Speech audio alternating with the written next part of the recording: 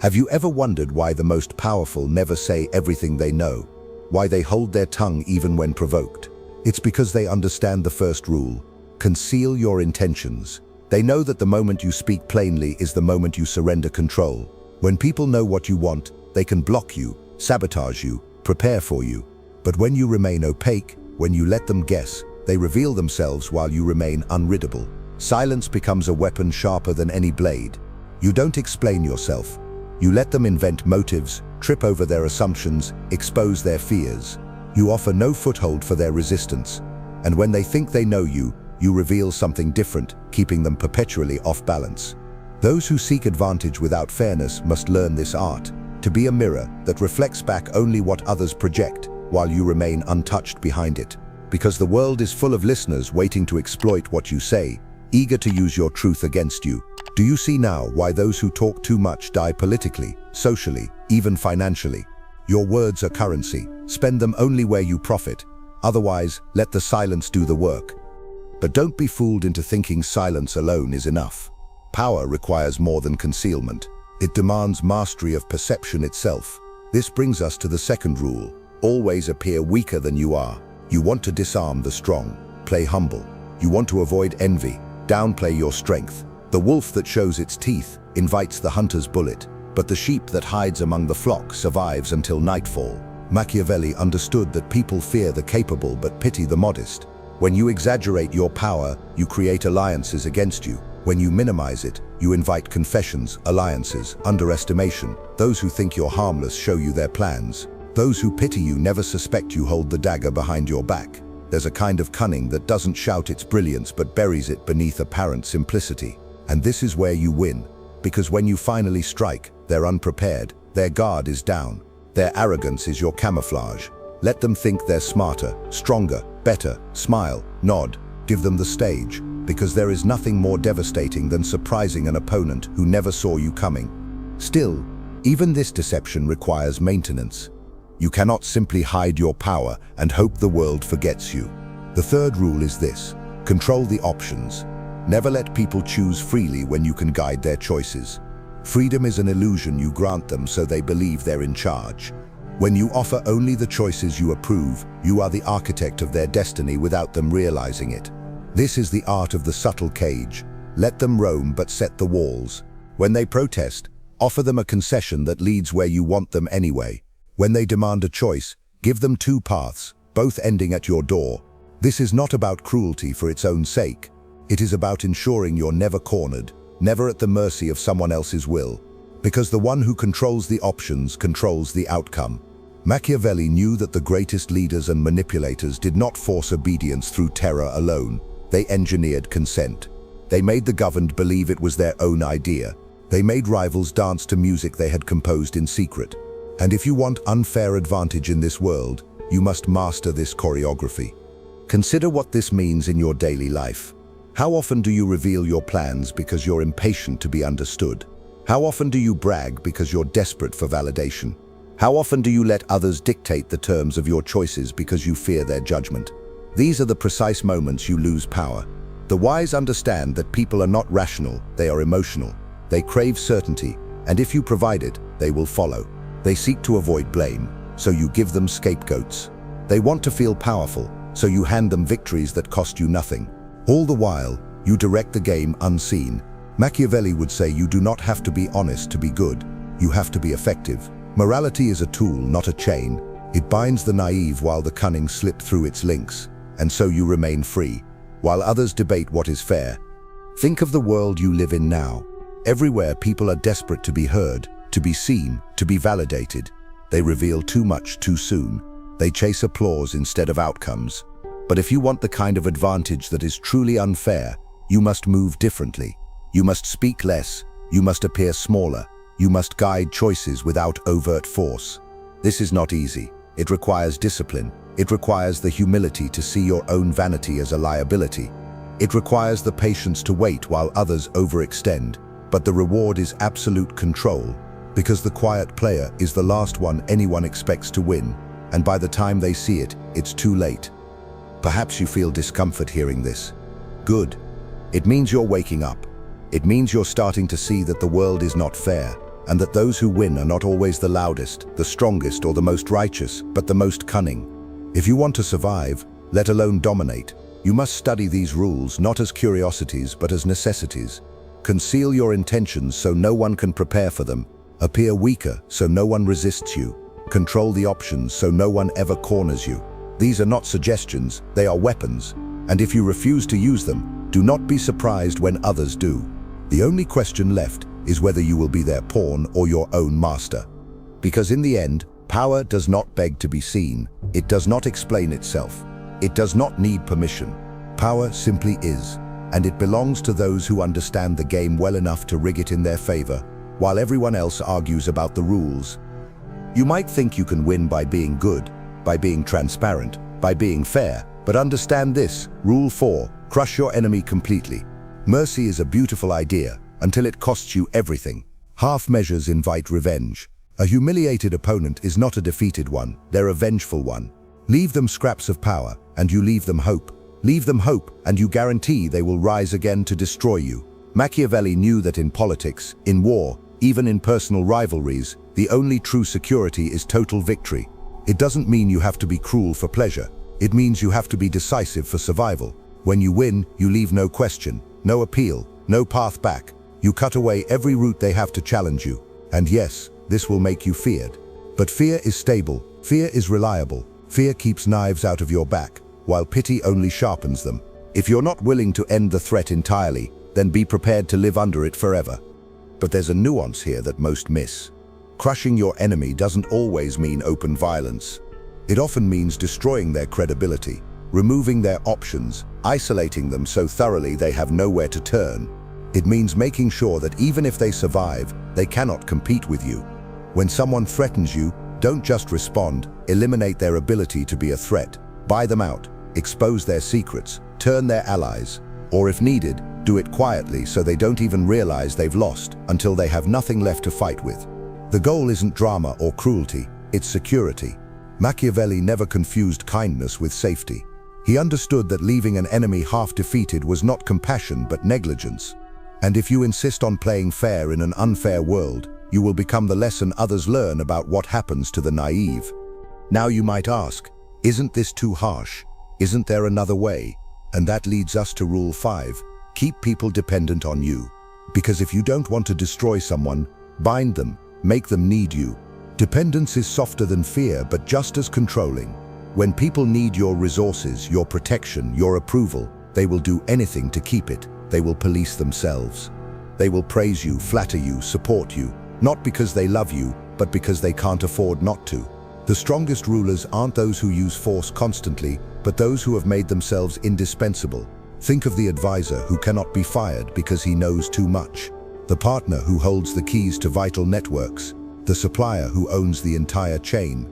Machiavelli saw that the best power is quiet, invisible. It doesn't demand, it is demanded. When people cannot live without you, you own them without lifting a finger.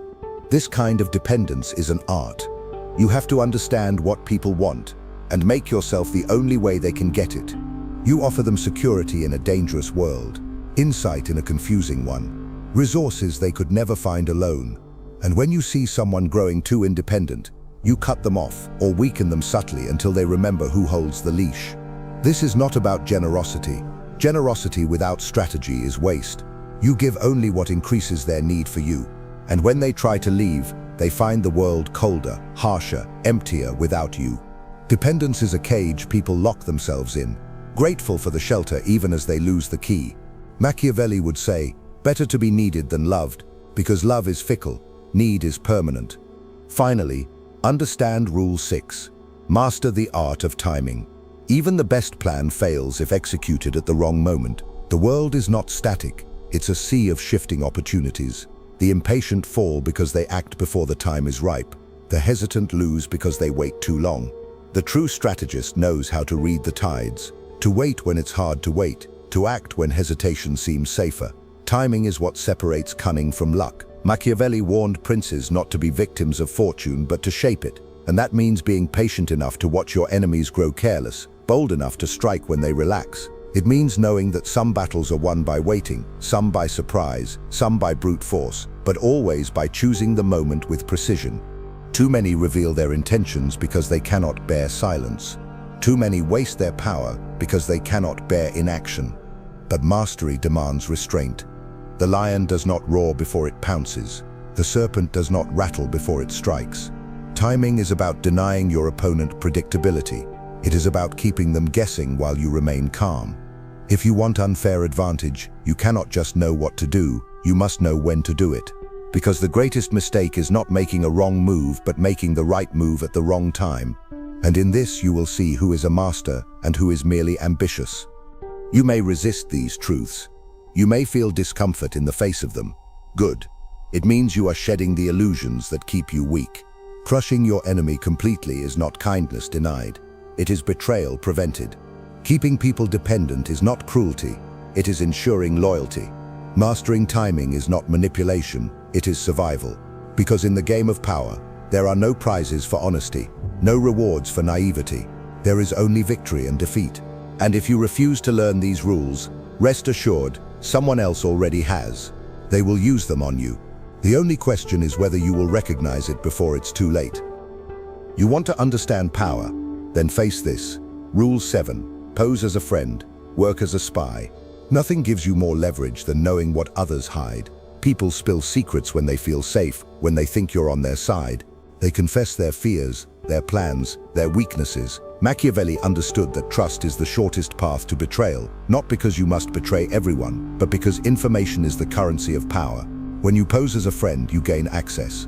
You hear the whispers they don't share with enemies. You see the cracks in their armor, and when the time comes, you use that knowledge to win without a fight. This is not about being fake for no reason. It's about understanding that the world is not built on honesty. It is built on perception, and the wise know how to listen while others talk themselves into ruin. But you must listen with purpose. Don't gossip for pleasure. Don't share what you learn carelessly. Hold information like a dagger behind your back. Reveal it only when it cuts cleanest. The spy is not always the one sneaking in the shadows. It is the friend at the table, the confidant who nods silently, the advisor who asks the right questions. Remember, everyone wants to be understood. Everyone wants to be heard. You offer that gift and take their power in return. If you refuse to learn this rule because you think it's too cruel, then understand you will always be at the mercy of those who don't hesitate to use it against you. You don't have to be cruel, but you do have to be aware, because the world rewards the prepared, not the pure. Once you've mastered gathering information, you need to know what to do with it. That leads to Rule 8. Make others come to you. Never chase, never beg, never pursue so obviously that you diminish your own value. The more you seek something, the more you reveal need, and need is weakness. The skilled manipulator makes others come to him because approaching you places them in your frame, your terms. When people come to you, they've already surrendered initiative. They're prepared to compromise, to negotiate from a weaker position. Machiavelli knew that to make people come to you, you must become desirable, useful, mysterious. You have to offer something they can't get elsewhere. It could be knowledge, resources, protection, validation, even your mere presence. But you never offer it cheaply. This requires discipline, patience. You will be tempted to prove yourself, to chase validation, to demand loyalty. But every time you do, you lower your worth in their eyes. The seller who begs loses the sale. The suitor who grovels kills attraction. The leader who pleads sacrifices authority. Instead, you make them wait. You make them wonder. You offer less than they want, so they value what you give. And when they finally approach, you control the terms. It's not arrogance, it's strategy. You don't chase because chasing gives them power. You attract because attraction gives you choices. In a world full of desperate men, the one who can wait becomes the prize everyone competes for. But what do you do once they're drawn in? That's where Rule 9, win through actions, never through argument, comes in. Words are cheap. Anyone can argue. Anyone can promise. But words rarely change minds. In fact, arguments often harden opposition, creating resentment, resistance, and stubborn pride. Machiavelli knew that if you want to change someone's behavior, you don't convince them, you demonstrate. You act. You prove your value by results, not rhetoric. When you achieve what others only talk about, your authority becomes unassailable. You don't need to persuade with logic when you can overwhelm with outcomes. Too many waste time explaining themselves. justifying their plans, debating their critics. They believe they can talk their way to power. But words without action reveal insecurity. They expose you to counter-arguments and resistance. Meanwhile, quiet success silences critics without a single word. You want loyalty? Deliver safety and prosperity. You want fear? Show your capability for ruthlessness. You want respect? Demonstrate consistency, control, and courage under pressure. And when you act decisively, others are forced to adjust to you. They cannot dismiss results. They can ignore your words, but they cannot ignore your victories. Let others shout in the marketplace. You will work in silence, and your achievements will be the loudest declaration of all. Consider this. The world is not fair. It's not a debate where the best idea wins. It's a struggle where power moves unseen, where influence is built on leverage and demonstration, not discussion. If you want unfair advantage, stop seeking approval, stop explaining, stop arguing, start learning what they want to hear while you listen for their weaknesses. Make them come to you so you're never on your back foot. And when the time comes, move without hesitation, proving your dominance through undeniable action. These rules are not for the sentimental, they're for the ambitious. Because you will not be remembered for your intentions but for what you accomplish, and those who master this truth hold the world in their hands while the rest complain about its unfairness. You think power is about having answers. No. Rule 10, infection. Avoid the unhappy and unlucky. Misery is contagious. Desperation spreads. The weak, the chaotic, the perpetually unfortunate. These people drain you not just of time and resources, but of spirit itself. Machiavelli understood that to associate too closely with the wretched is to inherit their fate. Their problems become your problems. Their reputation stains yours. Their weakness signals your own vulnerability. You might think you're helping them, saving them, being noble, but in power, sentimentality is a liability. The world judges you by the company you keep. Align with failure, and failure becomes your banner. Pity is not strategy. It is a trap set by those too weak to save themselves. This is not cruelty for its own sake. It is self-preservation. You must learn to recognize those who are sinking and know when to cut the rope. The unhappy and unlucky cling to anyone who offers a hand. They want you to carry their weight, to be responsible for their chaos. And once you're entangled, your strength bleeds away trying to save them. The wise understand that not everyone can be helped, and many do not want to be. They want sympathy without change, support without accountability. To rule is to choose, and you must choose your circle with ruthless precision. Those who elevate you, those who bring opportunities, those whose fortunes rise with yours, these are allies. The rest, let them find their salvation elsewhere. If you want advantage in this world, you must see people as they are, not as you wish them to be. And that brings us to Rule 11. Learn to keep people dependent on you. Never give away everything they need to stand on their own. Dependence is power without chains, obedience without force. When someone depends on you, they become invested in your survival. They support you not out of loyalty, but out of necessity. And necessity is the most reliable bond. You must cultivate this carefully. Offer value no one else can. Become the essential advisor, the irreplaceable partner, the source of resources they cannot secure alone. Once they rely on you, you don't need to demand, they will volunteer. You don't need to threaten, they will police themselves. But beware, dependence is not built by generosity alone. Too much giving makes them believe they deserve it, makes them arrogant, makes them scheme to break free. The balance lies in providing enough to hook them while withholding enough to keep them hungry.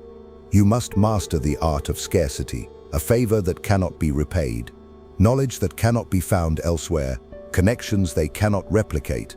This is how kings are made without crowns, how empires are ruled from behind curtains. Machiavelli knew that fear has its limits, but need is boundless. As long as they need you, they will serve you, even love you. And when they think of leaving, they will remember what the world without you looks like, cold, unforgiving, and empty. But dependence alone is not enough, because even the most loyal can turn. That's why you must learn Rule 12. Use selective honesty and generosity to disarm. Deception works best when it wears the mask of truth. Generosity charms, disarms, creates loyalty. Honesty builds trust, even where there is no merit. Machiavelli understood that people expect cunning and selfishness from the powerful. When you show moments of transparency, you violate their expectations. You lower their guard. An honest admission, a generous gift, a favor that costs you little but means everything to them. These become weapons in your arsenal. The key is selectivity. Overuse breeds entitlement. Sparing use breeds gratitude and dependence. The art lies in knowing when to give and when to withhold. When your honesty will cement an alliance or lull suspicion. When your generosity will bind someone to you without weakening your own position. A ruler who gives freely loses resources, but a ruler who gives strategically buys loyalty at a discount. And honesty is not a virtue, it is a tactic, a tool to establish credibility so that your deceptions are believed without question when it matters most. Remember, even the serpent sheds its skin to grow. Even the most ruthless must sometimes appear vulnerable, because in the theater of power, appearances matter more than substance, and the one who understands this controls the narrative while others drown in their own sincerity. Consider how these rules fit together. You avoid the unhappy because they offer only decay. You keep others dependent because dependence is quiet dominance. You use selective honesty because even the suspicious crave someone to trust. Power is not about constant cruelty. It is about strategic manipulation, about knowing what to give and what to deny, about mastering human nature without moral illusions, because people are predictable in their needs and fears. They want safety, guidance, meaning. Provide it on your terms and you own them without chains. That is the promise Machiavelli offered to those brave enough to see the world without blinders, not the illusion of fairness, but the blueprint for victory. You want to hold power? Then understand this deeply. Rule 13. When asking for help, appeal to self-interest, never to mercy or gratitude. People are not moved by your need. They are moved by their advantage. Machiavelli knew that appeals to pity are weak currency. Gratitude fades quickly, replaced by resentment at your dependence. But appeal to self-interest, and you make others your partners in ambition. Frame what you want as what they gain. Make them see how helping you helps them. Show them the profit in your victory, the threat in your defeat. This is not deception for cruelty's sake. It is simply seeing human nature for what it is. Because people will not sacrifice for you out of kindness, but they will invest in you if they see a return. This rule demands you know those you approach better than they know themselves. What do they desire? What do they fear? What image of themselves do they want to protect?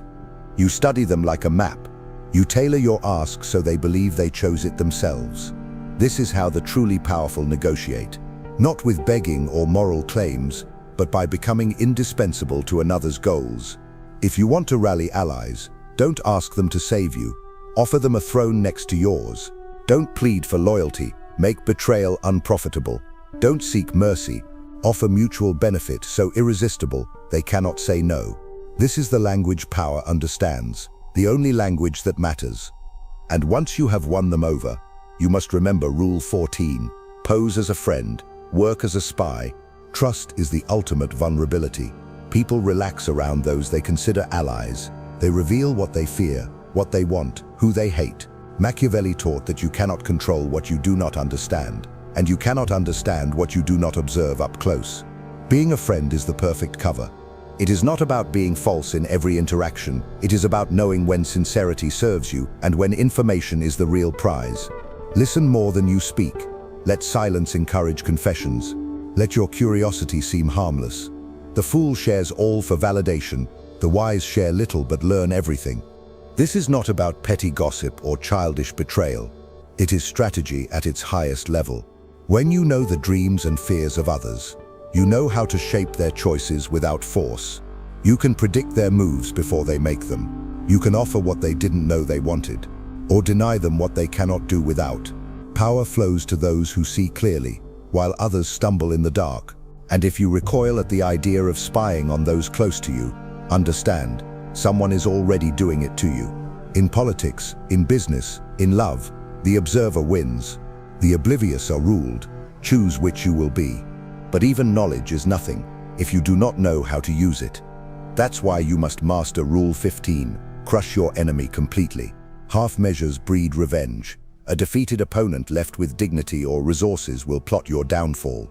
The wise understand that to truly secure victory, you must remove all possibility of retaliation, destroy their base of support, undermine their reputation, drain their resources. Leave nothing that can be used against you in the future. Mercy can be the most dangerous cruelty to yourself, because those you spare may one day hold the blade to your throat. Yet crushing your enemy does not always mean violence. It can be economic ruin, social exile, total isolation. It can be the quiet suffocation of their influence until no one answers their calls. Machiavelli would say the cruelest thing you can do is give hope to your enemy, because hope fuels hatred and planning. Extinguish it entirely, and you remove their will to resist. And yes, this makes you feared, but fear is stable. Fear is dependable. Those who fear you will think twice before opposing you. Love wavers with mood. Fear endures. Understand this truth, and you will stop worrying about being liked and start commanding respect. If these rules seem harsh, it is because you have been lied to about the nature of power. You were told that fairness wins loyalty, that honesty wins trust, that mercy wins love.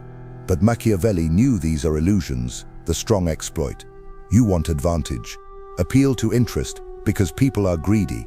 Pose as a friend because people crave connection. But always watch, always listen, and when opposition rises, do not negotiate with it, crush it entirely. That is how you stop being prey and start being the predator. That is how you build something that lasts beyond the fickle moods of allies and the schemes of rivals. Because in the end, power belongs to those willing to see the world as it is, not as they wish it to be. You think you can rely on goodwill. You think being fair will protect you. Understand Rule 16. Use absence to increase respect and honor. Presence is like any resource. The more available you are, the less valuable you become. Familiarity breeds contempt. The powerful understand that withdrawing at the right moment creates mystery, scarcity, and demand. When you are always around, people grow comfortable. They take you for granted. They speak to you without caution.